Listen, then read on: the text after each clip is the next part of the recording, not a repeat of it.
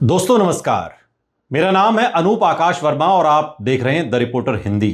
उत्तर प्रदेश की राजनीति में दलित वोट बैंक हमेशा से सत्ता का सबसे निर्णायक सामाजिक आधार माना गया। लंबे समय तक ये वोट बैंक पूरी तरह बहुजन समाज पार्टी के साथ जुड़ा रहा, लेकिन पिछले एक दशक में दलित राजनीति के भीतर बड़ा बदलाव देखने को मिला। भारतीय जनता पार्टी ने गैर जाटव दलित समुदायों में मजबूत पकड़ बनाई।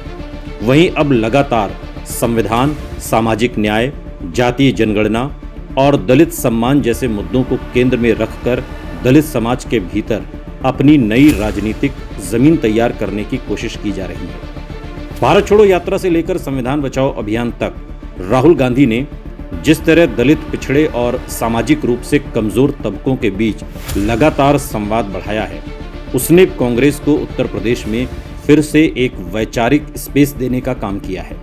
हालांकि सवाल यही है कि क्या ये वैचारिक और भावनात्मक जुड़ाव चुनावी समर्थन में बदल पाएगा, खासकर तब जब उत्तर प्रदेश में दलित राजनीति के पहले से मजबूत खिलाड़ी मायावती और चंद्रशेखर आजाद मौजूद हैं। दूसरी तरफ पीडीए यानी पिछड़ा दलित अल्पसंख्यक फॉर्मूले के जरिए दलित समाज को अपने साथ जोड़ने की कोशिश समाजवादी पार्टी और अखिलेश यादव भी कर रहे हैं।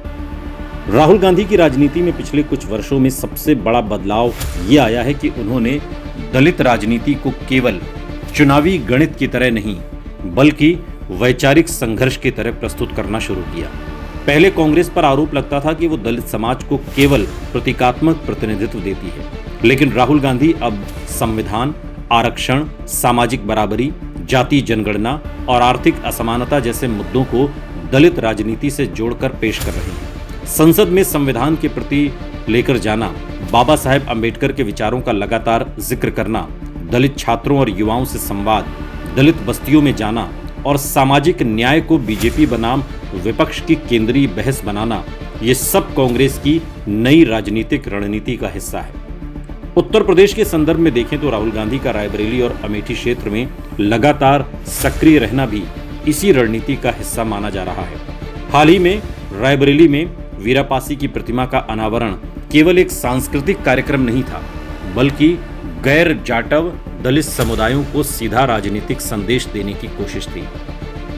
कांग्रेस समझती है कि अगर उसे उत्तर प्रदेश में पुनर्जीवित होना है तो केवल मुस्लिम और पारंपरिक ऊंची जातियों के वोट से काम नहीं चलेगा। उसे दलित समाज, खासकर गैर जाटव दलित समुदायों में जगह बनानी होगी। उत्तर प्रदेश में दलित आबादी करीब 21% मानी जाती है। इसमें जाटव समुदाय सबसे बड़ा हिस्सा है और उसका बड़ा वर्ग अभी भी मायावती के प्रति भावनात्मक रूप से जुड़ा हुआ माना जाता है।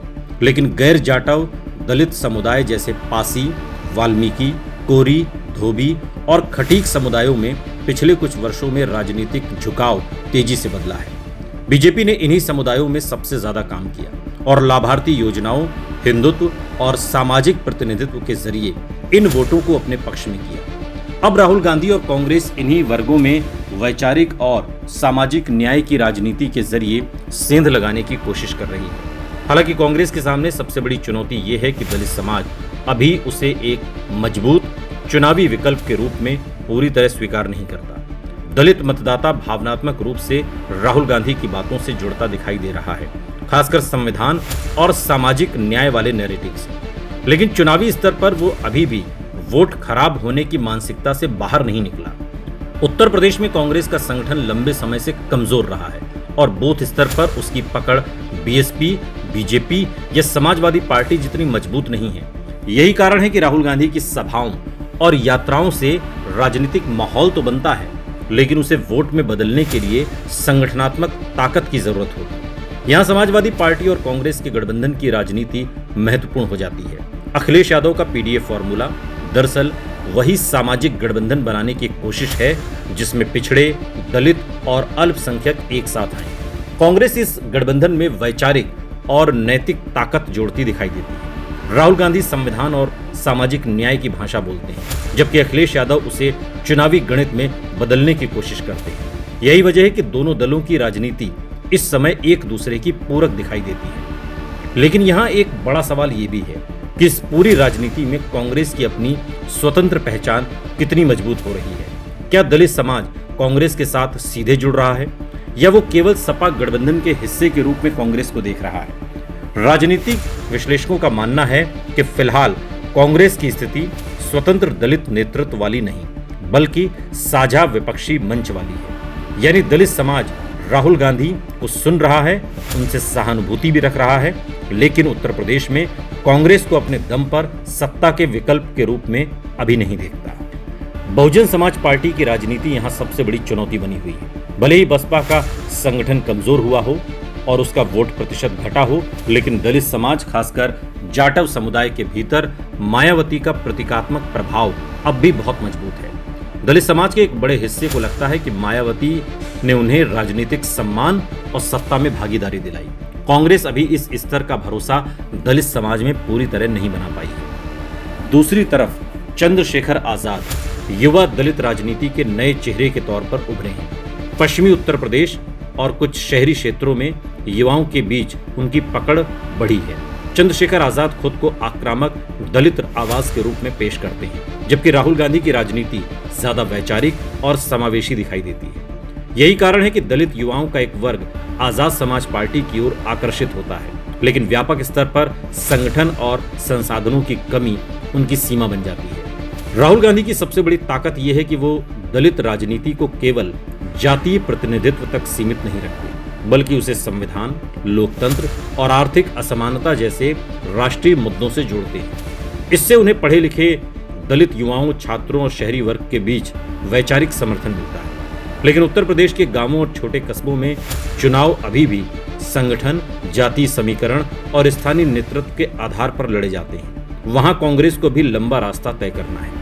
2027 के विधानसभा चुनाव के लिहाज से देखें तो राहुल गांधी की रणनीति कांग्रेस को सीधे सत्ता तक पहुंचा दे, ऐसा फिलहाल नहीं दिखता। लेकिन ये जरूर दिख रहा है कि कांग्रेस दलित समाज के भीतर अपनी खोई हुई राजनीतिक प्रासंगिकता वापस पाने में लगी है। अगर कांग्रेस और समाजवादी पार्टी का गठबंधन मजबूत बना रहता है और दोनों दल सीटों के साथ साथ सामाजिक संदेश में भी तालमेल बनाए रखते हैं, तो गैर जाटव दलित वोटों का एक हिस्सा पीडीए गठबंधन की ओर जा सकता है।